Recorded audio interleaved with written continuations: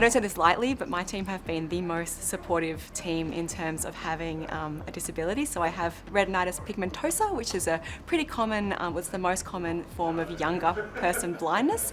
So over time, my peripheral vision is going. I can't see my fingers until they're right in front of my face. So there's these things that make life a little bit more tricky, but they change over time. So an example of when CN has been, my team particularly has been amazing, was recently it was time to start using Mabel in the office. This is Mabel, she makes me able.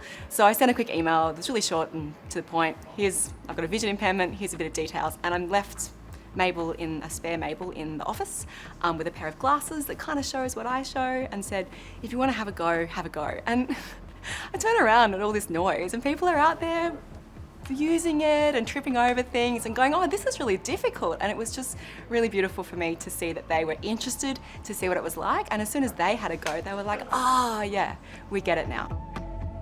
I guess it comes back to that idea of merit. You want people at CN to be the best people for the job. And you also want people at CN to represent the broader community. So if we live in a world where only the people that, you know, look all shiny and perfect on the outside represent our organisation, we're not really understanding the issues that affect, you know, a lot of people in our community. My life probably doesn't sound as adventurous as other people, but adventure, I guess, is relative to your ability. And I find ways to have an adventurous life, even if it's not the traditional ways that you would. A challenge I had recently was I did apply for a permanent position. I think that I was relatively qualified for the position, and I didn't hear anything back. And the weeks turned into months, and I sort of started thinking, I wonder what's going on. And after following up, I found out that the recruitment process had seen that I don't have a driver's license and just put it in the no pile because it was an essential criteria. There's always options. Like, before you judge a person with a disability that they're unable, ask, just say, is there a way that this could be possible?